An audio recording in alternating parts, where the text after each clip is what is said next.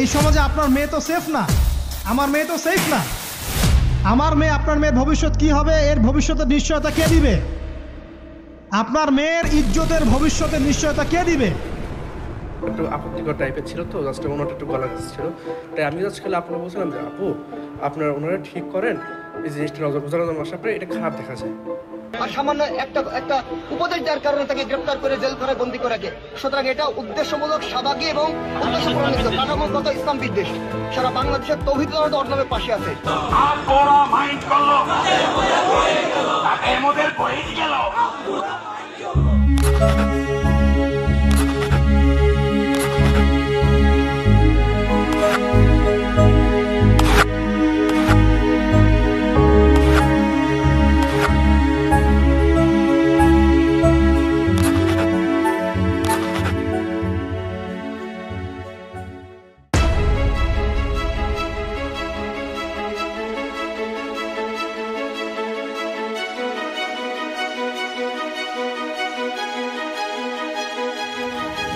বিকেলে আয়োজিত এই বিক্ষোভ কর্মসূচি থেকে স্বরাষ্ট্র উপদেষ্টার অপসারণ দাবি করা হয়।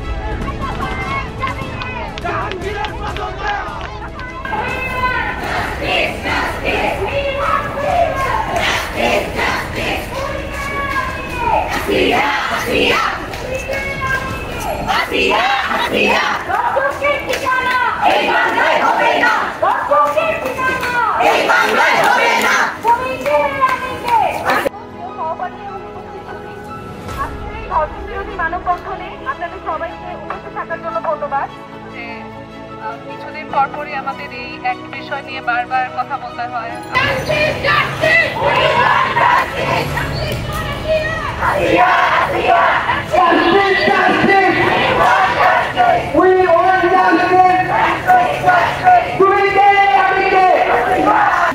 বাংলাদেশের যে ভয়াবহ অবস্থা আমরা দেখছি আইন শৃঙ্খলা ব্যবস্থার, এবং তার পরিপ্রেক্ষিতে নারীর প্রতি সহিংসতার যে ভয়াবহতা আমরা দেখছি, ধর্ষণের যে ভয়াবহতা দেখছি, সেখান থেকে মনুষ্যত্ব বোধের জায়গা থেকে একজন নারী হিসেবে আরও বিশেষত ঢাকা বিশ্ববিদ্যালয়ের women and gender studies department এর প্রতিবাদ জানাচ্ছে, আত্মহত্যা তারা উত্থাপন করছে।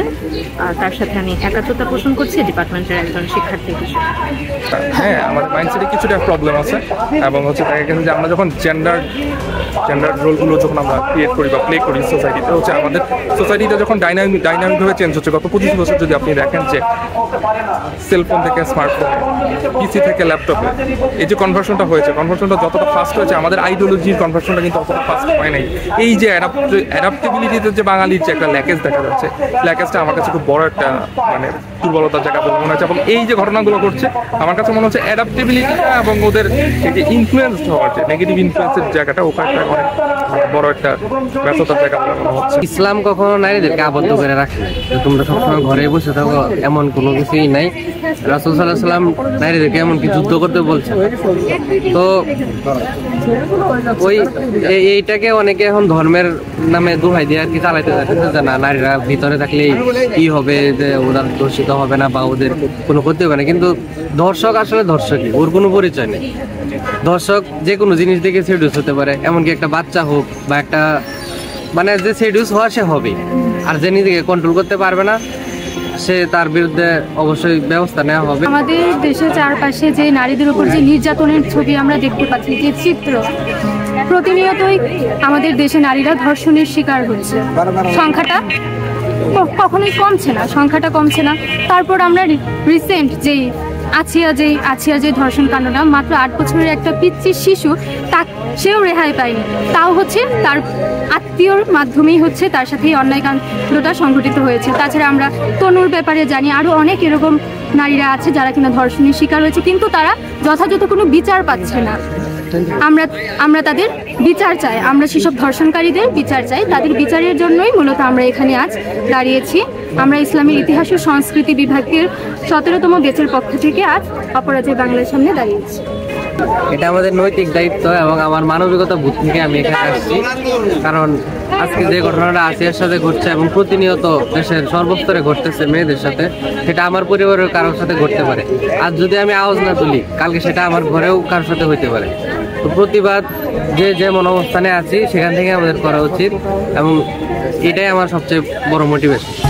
মানে নারী অধিকার নিয়ে কাজ করার যে ব্যাপারটা বা নারীর প্রতি যে নিপীড়নের বিরুদ্ধে যে ধরেন যে এডুকেশনাল বা একাডেমিক যে জায়গাটা, এই জায়গাটা কিন্তু আমাদের উইমেন এন্ড জেন্ডার স্টাডিজ ডিপার্টমেন্টের সবথেকে বেশি শেখানো এবং এটা বোঝানো হয় এবং নারীদেরকে বোঝানো হয় যে কোন কোন জায়গায় আসলে কী জন্য আমরা নারীরা নিপীড়নের কোনো অত্যাচার নির্যাতনের শিকার এবং কীভাবে তাদের অধিকার নিশ্চিত করতে পারে তাদের সম্মিলিত প্রয়াসের মাধ্যমে। তো যেহেতু সারা দেশে গত কয়েকদিন ধরে আপনারা জানেন যে সারা দেশে ধর্ষণ এবং নারীদের প্রতি নিরাপত্তার যে নিরাপত্তাহীনতার জায়গা যে তৈরি হয়েছে, এবং আপনি জানেন যে ঢাকা বিশ্ববিদ্যালয়ের স্টুডেন্ট শাহবাগ থানায় যে আপনার যেটাকে বলে উগ্রপন্থীদের ধারা, যে আপনার ড্রেস কোড নিয়ে যে একটা হেনস্থার শিকার হয়েছে।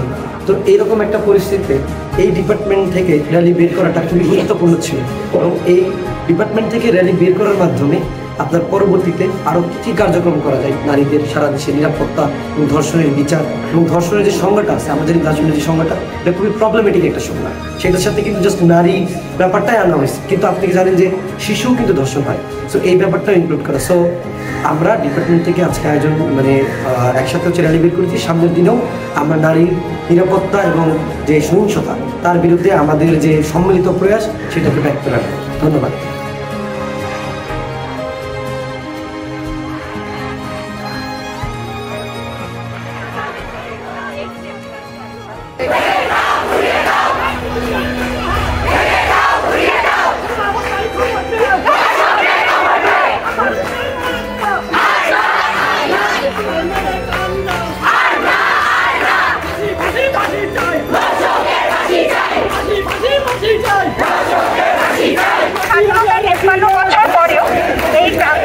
দাঁড়িয়ে একজন নারী হিসেবে বলতে বাধ্য হই, আমরা সমতা লাগবে না, আমার সমতার লাগবে না, আমাকে শুধু বাঁচতে দেন। একটা মানুষ হিসেবে আমাকে নিরাপত্তা দেন, কারণ এই রাষ্ট্র নারীর জানমালের নিরাপত্তা দিতে পুরোপুরি ব্যর্থ। তা না হলে এই 21 শতাব্দীতে এসেও নারীর পোশাক নিয়ে মব হবে কেন? কেন সুস্পষ্ট প্রমাণ থাকা সত্ত্বেও ধর্ষকের বিচার হবে না?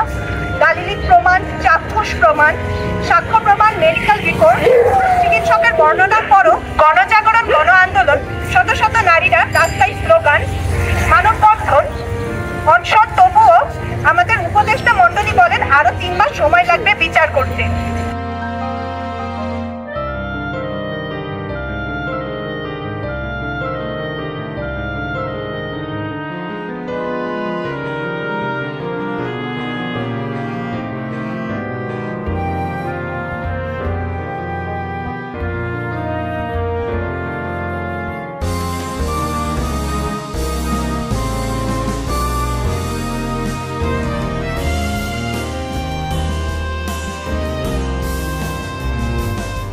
Which approaches the needs of that young, impoverished nation. And so the memory of what happened there may already be growing dim in many of us, but what did happen there will never be forgotten by the people of Bangladesh, especially the women.